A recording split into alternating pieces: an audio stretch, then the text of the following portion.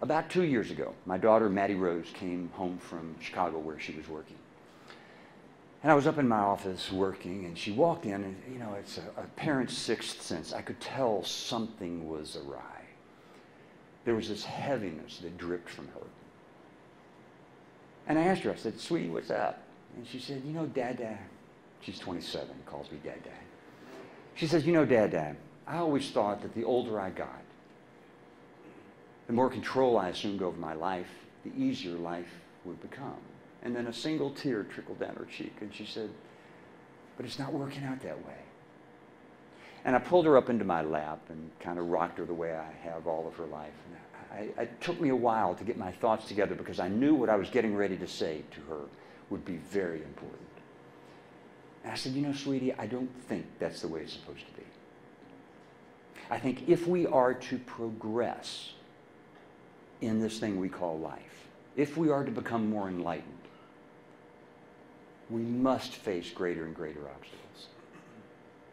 It's only by overcoming those obstacles, those hardships, that we actually grow, that we progress.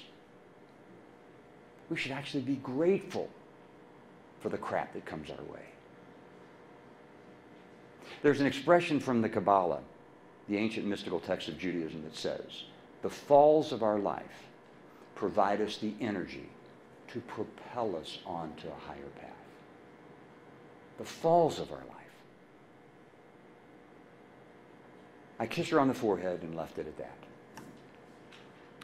The next morning at 6:40, I received the second worst phone call a parent could get. The gray voice on the other end of the line informed me that our son Tyler had been involved in a car accident, and he had shattered his neck. And then came the dreaded words, "Your son is quadriplegic." You can't imagine. You think you prepare yourself for those sorts of phone, you just can't imagine. They were in the process of life-flighting him from Durango, Colorado to Denver, where he would undergo emergency surgery. Within an hour of receiving the news, I had hastily packed a bag and bolted from the house. And it was speeding up to the Cleveland airport trying to get on an overbooked flight that I realized that I had left my wife wailing. Wailing. And yet I couldn't stay to console her because I had to get to Denver in time to see our son and have him see me before his surgery. Somehow I got a seat on this overbooked flight. I was fifth in line. I was placed in a window seat, and I was like a caged cat. I was now incommunicado. I didn't know if Tyler was alive, dead, brain damaged, bleeding out from internal organ injuries. I was crazed. The thoughts were banging around inside my head so loudly I could hear them. And I felt like I was in the inside of a tornado. And it was loud, and it was whooshing, and it was cold, and it was frightening. And as I looked down the cone, I could see only darkness. And I remember praying to God, just, "God, help. Not, don't help me, but help me help my family." And gradually, that cold, loud whooshing sound changed. And I became enveloped in a cocoon of white noise, strand by strand. It was a place of unfathomable peace. And I remember saying to God, "I can't do this." And I prayed.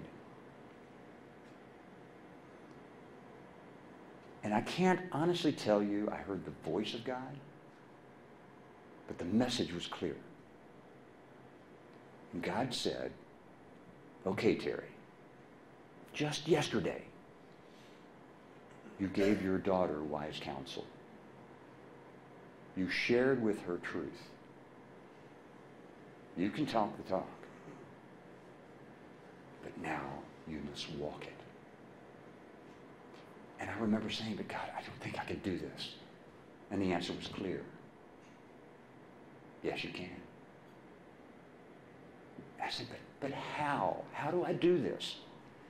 the most profound thought came to me when God said,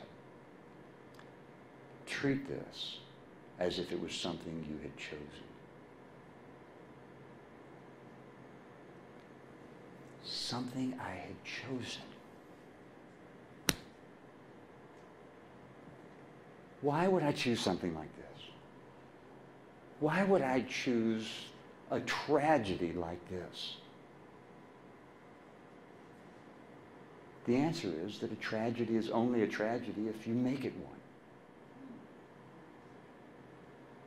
But I was being given a choice. A choice of a new way to look at adversity. A way to transform suffering into insight.